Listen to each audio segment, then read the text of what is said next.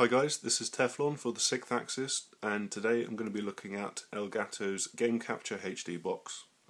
It's a external capture card which just slots between your games console and your TV, then plugs via just USB 2, no need for anything faster than that, to your computer, letting you capture video for sharing on YouTube, editing, sharing with your friends, that kind of thing.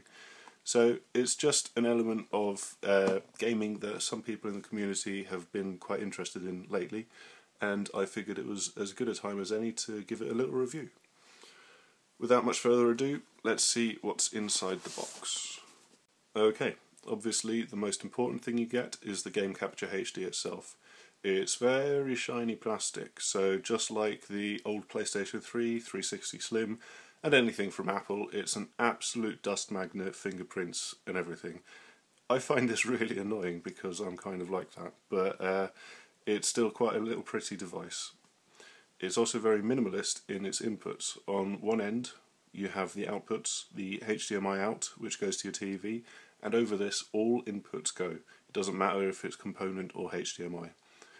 You've also got the USB port for power and data to your computer. But a neat trick with this is that you can just run it headless without a computer if you've got a USB power brick. On the other side, the inputs, you have HDMI in. This is what you'll use for 360, iPad, smartphone, anything with an unprotected HDMI output. But because Sony decided to riddle the PlayStation 3 with HDCP at all times, not just for Blu-rays, we have to use component to be able to capture this. It's a problem that all capture device manufacturers have to face, and it's one where everybody has to resort to component. But they've come up with a situation where you just need a simple, I think this might even be a standardized port to capture component inputs. This is where the cables come in, of course. You've got everything that you need in the box. You have a component breakout cable. You have, this is the HDMI, the spare HDMI cable, which you will need if you're recording 360. And then a nice long USB cable, but the most important one for PS3 owners is the direct cable that takes AV out, component over AV out, to the AV input on the Game Capture HD. It's just a single cable. It's a really nice way of minimizing the clutter behind the TV and being able to keep the device really nice and small. Finally, you have the Get Started guide. It just outlines all of the instructions that you need to get up and running. On 360, it's as simple as plug it in, download the software, done. PlayStation 3, you do need to switch inputs. There's a step about switching resolution, which I'll talk about later, because there has now been a software update. But again, it's all just really nice and easy to follow, and you'll be up and running in a matter of minutes. Over in the software side of things, there is software for both PC and Mac. You need 2 GHz dual core processor, and you have to have 10.7 on the Mac side or 10.8, or Windows 7 on the PC side of things to be able to run the whole system. But this covers the last 4 or 5 years from everyday computers that you can buy, so it's really not that big of a stretch. As soon as you launch the software, it immediately starts caching and playing back the video that it's receiving. This is delayed by a few seconds, so you can't play from your computer screen, and you will need to still play on the TV. But it's nice to be able to see what's going on at any time. Over in the settings, you can switch between devices, profiles and stuff, so you can actually have both 360 and PS3 plugged in at the same time and switch between the two. In terms of resolution, you can now go all the way up to 1080p. Before, at launch, it was up to 1080i, but they've just released a software update to up this to 1080p, which makes things even more impressive. You can finally capture Gran Turismo 5 at native resolution, which is really impressive. Even more impressive is the bitrate. It starts at about 4 megabits per second, but now with 1080p it goes all the way up to 30 megabits per second. 720p is in the middle, 15 megabits per second, but 1080p, 30 megabits per second, that's pretty much what Blu-rays come out, so that's really impressive that they've managed to get that detail over USB through the system in such a short order, and they must be really pushing the hardware to its limits. Possibly the best feature, and one that they've hyped up a lot, is the flashback recording system. Here, because it's always caching the video that's coming in, you can just scroll back in time to any point that you want and start recording from, say, within the last hour or so. All of this is stored on your hard drive, so you do need the software to be running, but it's a great way of helping you not miss that thing that you want to share as it happens. The alternative way of going about things is how I use it. I hit pause on my computer, which means that the computer isn't processing and displaying the image at all times. And then if at the end of a round, if I want to preserve that round or start and pick out something special that happened, I will scroll to the point where I want to start recording, hit record, it captures everything from there to where we are now.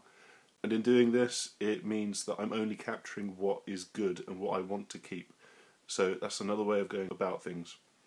Hit record again, stop recording, and it starts caching from that point onwards. But overall, it's really quite an elegant solution to helping people not miss the action that they want to share.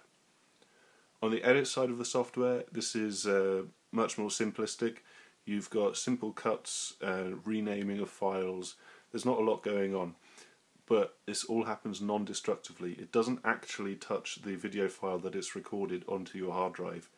So if you're happy with that, you can then export that to YouTube, and you've still got the original file which you can use for other things. But if you want to go beyond simply chopping videos up, you will need to export it to third-party software. On Mac, it's got native support for Final Cut Pro and iMovie's specific formats, whilst on Windows it will export directly to Windows Movie Maker. But because it's all recorded as MP4 files anyway, any editing software worth its salt will be able to accept these. So whilst it's not very complicated, it does its job, it chops stuff up and ships it out to the software that you want to use. So to sum up, I really like the Game Capture HD. You start off with such a simple setup process. You've got all of the cables that you need in the box and a really easy guide to follow, which handles all of the silliness with the software on the PlayStation 3 with almost no problems at all. Then you've got the HDMI import on it, which means that if you've got 360s, iPads, smartphones, you've got that all digital workflow and you're not messing around with analog signals and you're not losing quality in the process. Then on the software side of things, there's flashback recording, which is a really clever way of helping you not miss the video that you want to capture. And the way that I use it, it helps me save space on my hard drive because I'm only capturing what I want to keep. Finally, the recent patch has brought 1080p over from the cons to the pro size. It's funny, the way that I had this review planned out about a month ago when I started putting it together, it had 1080p on there. And then as soon as I found the guys at Gamescom and I said hello, and they were showing off 1080p right away, and I was just like, well, that's what I was going to complain about. They are really forging ahead with the software side of things, and there's even more to come. This next point is sort of in between a pro and a con. There's a segment to the video capture market which likes to stream video, and this isn't currently catered for in the software. But at Gamescom, they were showing off support for Twitch TV, and they are doing it all in the software. So it's a complete package so it will be a complete package for streaming videos over the internet. So I'd say that's more of a pro. It shows they're actively looking at what they need to add for their market. I do have a few genuine cons to the system though. 1080p is really pushing it quite hard, and this is only going to be recording at 30 Hz. I would have liked to see 60 Hz possible with the hardware, so that with games such as Call of Duty or Gran Turismo 5, it gives you that extra. It would have given me that extra flexibility with editing and doing slow motion replays, that kind of thing. The last point that I have is absolutely out of Elgato's control. Quite simply, the PlayStation 3 for them is a pain in the arse to get working. They have to use components, so you can't use HDMI, and there's no way around this at all. If future consoles also put HDCP copy protection on every HDMI output, they will also have to be recorded over component. And that's it. That's all I have that's bad to say about the system. In terms of Elgato's place in the overall market, I think that they have come out with their first release, and it is a really strong one. They do have competition from Hauppauge, AverMedia, and a third company which I can't quite remember off the top of my head. And these guys are reacting to Elgato's first attempt. So whereas a month ago I would have said that Elgato's got HDMI, that's a big plus side. Now Hauppauge have released the HD PVR2, which adds HDMI and I believe also has the single cable solution for the PS3. AverMedia is different in that it has a remote control and you can have a hard drive in the device so it can run headless at all times, and then you just take the video from it to your computer that you want to keep. In terms of pricing, I think the market is sort of evening out. AverMedia, I believe, is cheaper, whilst Hauppauge's latest release is roughly equivalent to the Game Capture HD. I'm not 100% sure of this, and you should look on Amazon Play.com for the latest pricing, shop around, see what deals there are. There is enough differentiation between the devices still that you should check each of them out, but I've been really happy with my Elgato. It's simple, smart, the software's pushing it forwards at quite a pace, and I find it difficult not to recommend this if you're going into the game capture market. I hope I've managed to cover all of the angles of looking at the device.